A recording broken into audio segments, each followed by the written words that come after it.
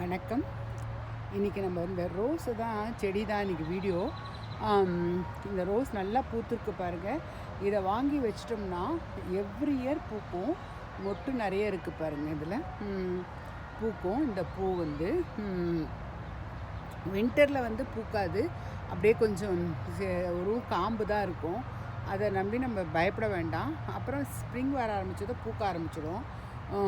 இந்த பூ தான் இப்போ ஸ்ப்ரிங் வந்துருச்சு இல்லைங்களா, அதனால் இந்த பூவெல்லாம் இப்போ விற்கிறாங்க. இதை வாங்கி நம்ம நட்டுட்டோம்னா எவ்ரி இயர் பூக்கும், கேரண்டி இது நம்ம சொல்லலாம். ஏன்னா